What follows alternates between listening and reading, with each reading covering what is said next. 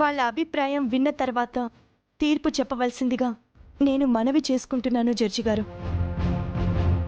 Okay.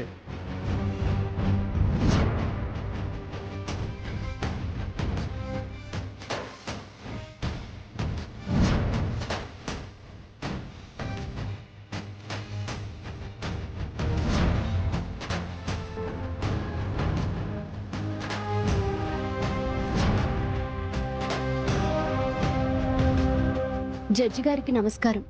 Sir, మా mummy చెప్పిన మాటలు విని ఆవిడికి సపోర్ట్గా మెయిల్ పంపించాం. ఇప్పుడు మేము దాన్ని వెనక్కి తీసుకుంటున్నాం.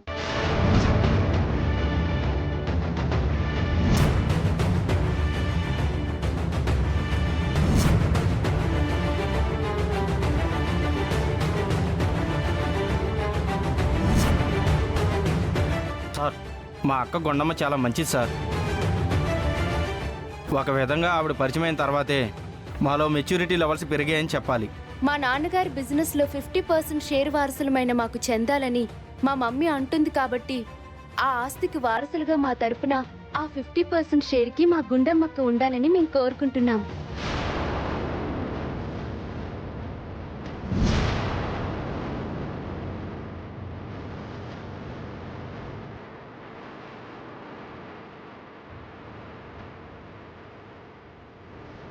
ఆవిడ వల్ల మా బిజినెస్ డెవలప్ అవుతుందన్న నమ్మకం మా ఇద్దరికీ ఉంది సార్. దయచేసి ఆ అధికారం మా గుండమ్మక్కకే ఇవ్వండి.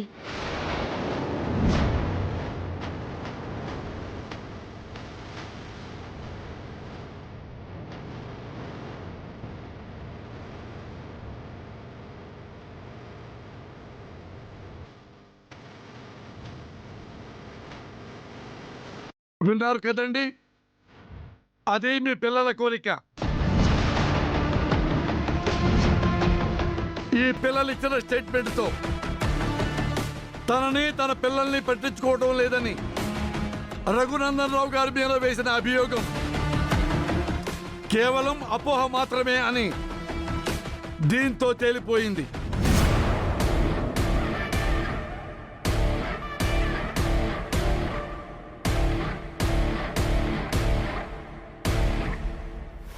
దారులు వేరైనా ఇద్దరు భార్యాభర్తలు కోరుకుంటుంది ఆ పిల్లల భవిష్యత్తే కాబట్టి ఆ పిల్లలు తీసుకున్న నిర్ణయాన్నే ఈ కోర్టు సమర్థిస్తుంది.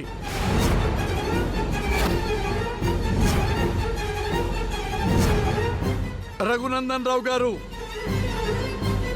తన బిజినెస్ పార్ట్నర్గా గుండమ్మే తగిన నిర్ణయమే అని ప్రస్తుత పరిస్థితి యథావిధిగా కొనసాగించవచ్చని ఈ కోర్టు తీర్పిస్తుంది.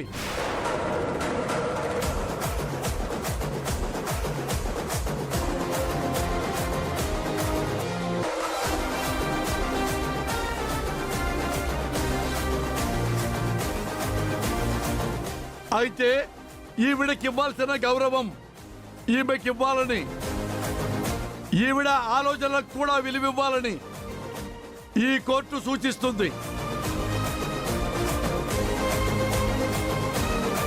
నీ కోడలు కోర్టు కీడ్చి పరువు తీస్తుందన్నావు కదే, నీ చెల్లెలి కళ్ళు తెరిపించింది చూడు.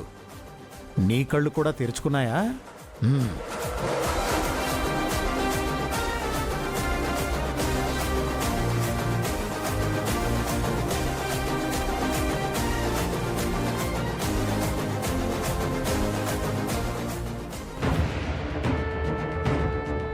ఆంటీ, జడ్జి గారిని చూసినప్పుడే చెప్పాను కదా, ఆయన మనకి కేసు ఫేవర్గా చేయరని. అయినా ఈ ప్రిన్సీ రాహుల్కి ఏమైంది? మతే వినపోయిందా? మీరు చెప్పినట్టు మెయిల్ పెట్టి చివర్లో ఆ గుండమ్మని సపోర్ట్ చేస్తూ ఆ ఆడియో పెట్టారు.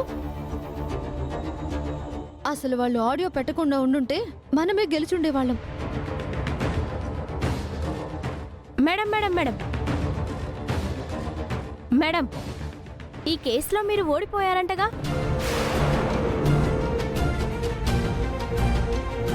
మీ హస్బెండ్కు సపోర్ట్ చేస్తూ కోర్టు తీర్పిచ్చిందటగా?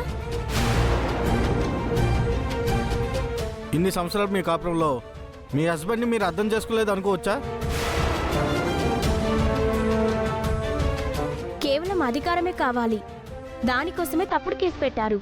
ఇప్పుడు కేసులో ఓడిపోయి తలదించుకున్నారని అనుకోవచ్చా?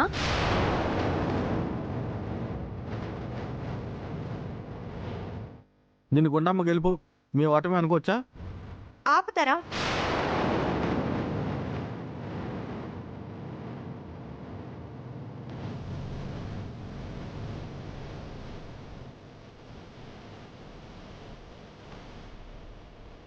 ఈ కేసులో నేను గెలిచింది లేదు, మా అత్తయ్య గారు ఓడిపోయింది లేదు.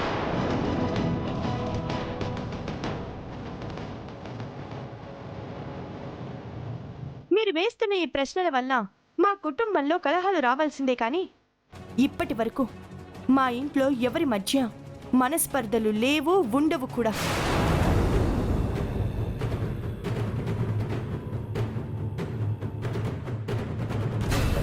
ఆవిడ కేసు వేసింది అధికారం కోసమో తన భర్త మీద గెలవడం కోసమో కాదు. తన పిల్లలకు ఎక్కడ అన్యాయం జరుగుతుందో అన్న భయంతో, ఆ పిల్లల మీదున్న ప్రేమతో కేసు వేశారు. అదేంటి మేడం, మీరు ఎంటర్ అయినప్పటి నుంచి వాళ్ళ భార్యాభర్తల మధ్య గొడవలు మొదలయ్యాయని ఆవిడ అంటుంటే మీరు ఆవిడ్ని సపోర్ట్ చేసి మాట్లాడుతున్నారు?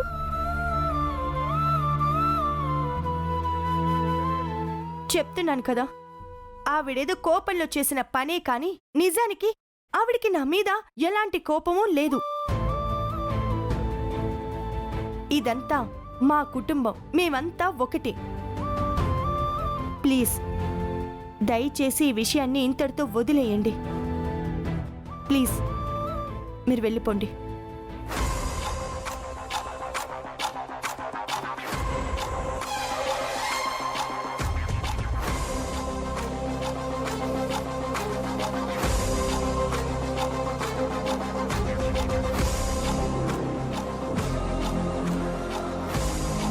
చూసారా ఆంటీ, ఆవిడ తప్పు చేసింది, అయినా నేను క్షమిస్తున్నాను అని డైరెక్ట్గా చెప్పకుండా ఇండైరెక్ట్గా ఎలా చెప్తుందో. ఏదో తను మంచిదానిలాగా. ఏదో అనుకుంటే ఏదో జరిగింది. ఇక ఇంట్లో ఆ గుండమ్మ ముందు మీరు తలెత్తుకొని ఎలా తిరగలరు? ఏంటి ఇలా జరుగుతుంది?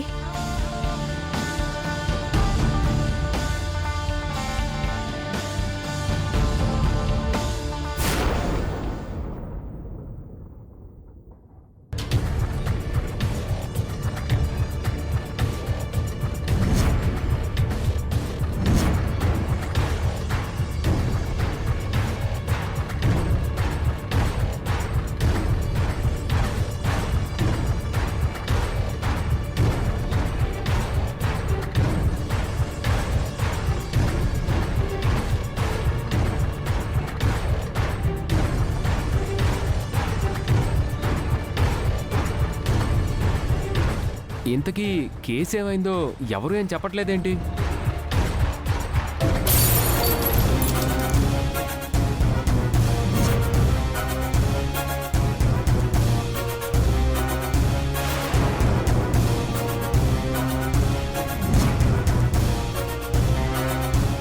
మనోడా, నీకిప్పుడు అర్థమైంది కదా? దానికి ఇంకా ఎందుకు ఈ పనికి మన పౌరుషాలు? అవును, నేను పనికి మాలిన దాన్నే కాబట్టే కదా మీరంతా కలిసి కోర్టులో నన్ను ఎదవం చేశారు.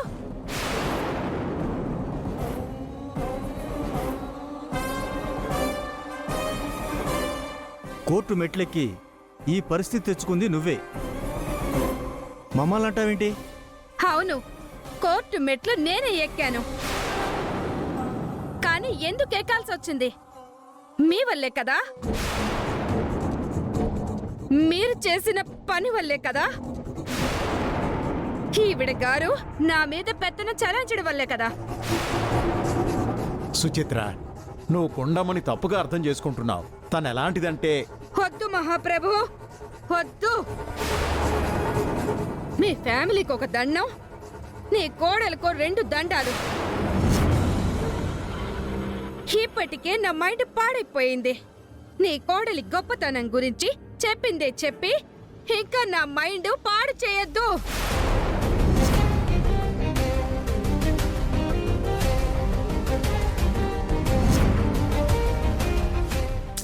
పిన్ని అయిపోయిందేదో అయిపోయిందిగా వదిలేసాయి. ఏమైపోయిందిరా? మీకెవ్వరికి ఏం కాలా. నా జీవితం నాశనమైపోయింది. నా బతుక్కి ఒక అర్థం లేకుండా పోయింది.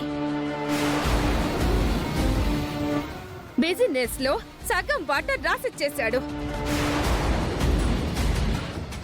ఇప్పుడు నా పిల్లల్ని నాకు వ్యతిరేకంగా మాట్లాడేలా మార్చేశాడు. ఇక ఎవరి కోసం బ్రతకాలరా నేను? ఎవరి కోసం బ్రతకాలి? సుచిత్ర, ఎవరే మారిపోలేదే. నీకు అర్థం కావట్లేదక్క. అయినా నేనొక తెలివి తక్కువ దాన్ని. మనోడా ఈ పాయింట్ కరెక్ట్గా ఒప్పేసుకుంది. తాతయ్య వినిపిస్తుంది. నా మొగుడు ఎవరితో సంబంధం లేదు దానికి 50% షేర్ ఇచ్చేశాడు. అది నాకివ్వాలని నేను కోర్టుకెక్కాను. కానీ దానికి బదులు నా మొగుడు అవసరం లేదు, నాకు విడాకులు కావాలని నేను కోర్టుకెక్కుంటే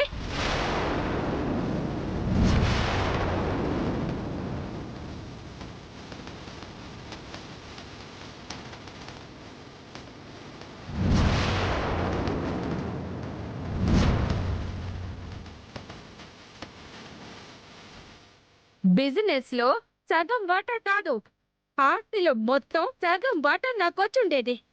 ఇప్పుడు అదే పని చేస్తా.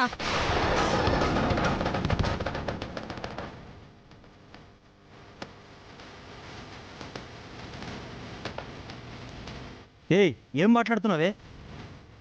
ఏ నేను లేకపోతే నీకు నష్టమేంటి? నిన్ను చూడ్డానికి ఇక్కడ మనుషులున్నారుగా. బిజినెస్ చూడ్డానికి మనుషులున్నారు. ఇక నేను లేకపోతే ఏంటి? ఆంటీ, ఈ వయసులో విడాకులేంటి? అదేనే, ఈ వయసులో నన్నొదిలి ఎక్కడికి పోతుందని ధీమా. అందుకే కదా ఏం చేసినా కాళ్ళ దగ్గర పడుంటుందని ఇష్టం వచ్చింది చేస్తున్నాడు.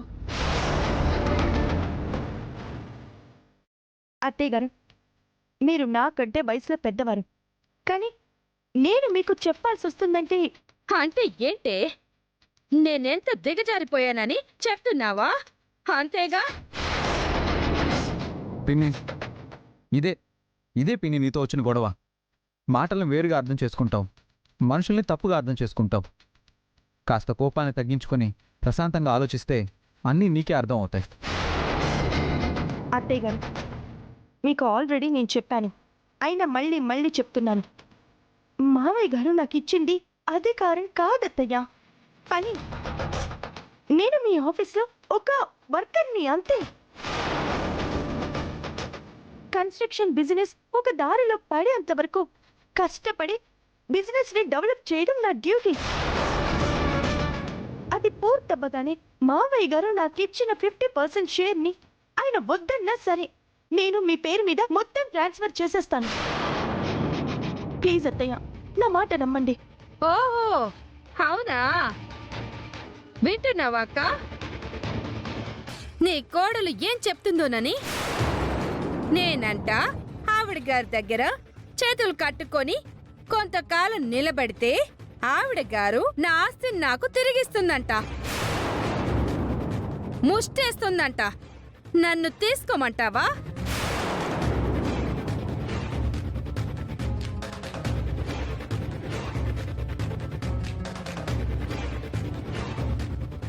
చూసావా గుండమ్మ, నీ మాటలను అది ఎలా అర్థం చేసుకుందో. దాని మైండ్ సెట్ అంతేనమ్మా. ఇలాంటి దానికి ఎంత చెప్పినా వేస్ట్. అవును, మీరందరికంటే సుత్త వేస్ట్.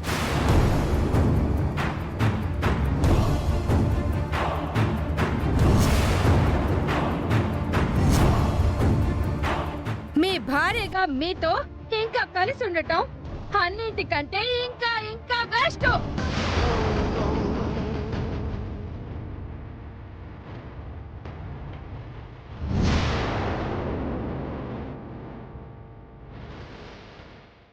డిసైడ్ అవుతా. మీరేం చెయ్యాలో మీరు చేశారు కదా, నేనేం చెయ్యాలో నేను డిసైడ్ అవుతా.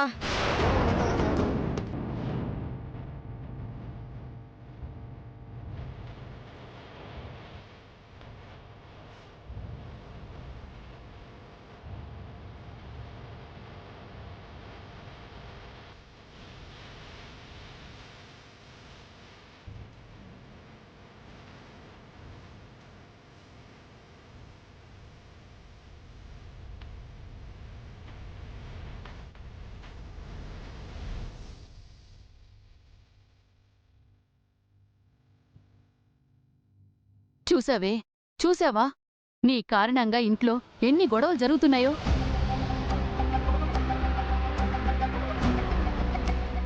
అమ్మా వదిలేం చేసింది? నువ్వు నోర్మీరా. మాట్లాడితే వదినేం చేసింది అని దానికి సపోర్ట్ చేస్తూ మధ్యలో దూరిపోతావు. మీ వదిన గారు ఏం చేయలేదు, కానీ మీ పిన్ని గారు ఏం మాట్లాడుతున్నారో విన్నావు కదా.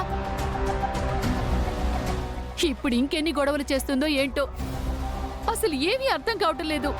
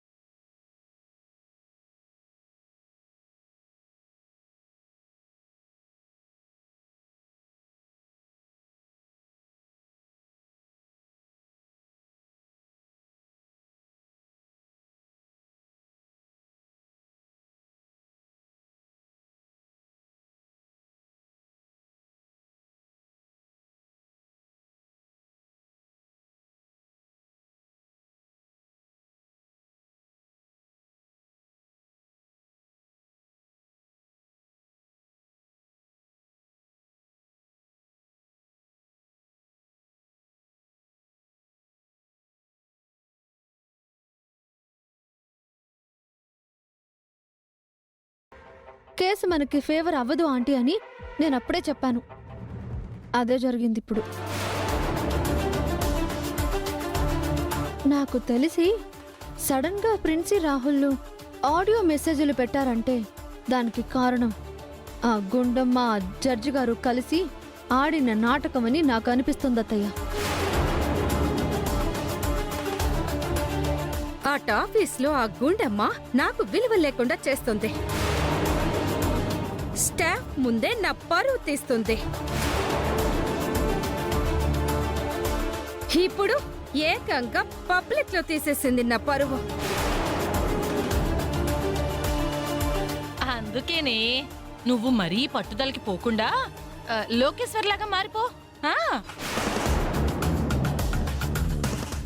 నాలాగా అంటే అంటే ఆ గుండమ్మ చేతిలో నువ్వెన్నిసార్లు ఓడిపోయినా అన్నిసార్లు చెయ్యన్నా నువ్వు దులిపేసుకొని తిరుగుతూ ఉంటావు కదా, అలాగే దీని కూడా దులిపేసుకొని తిరగమంటున్నాను. ఏ నిన్ను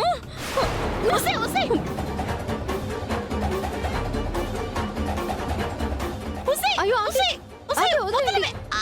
వదిలేండి ఆంటీ, వదిలేండి.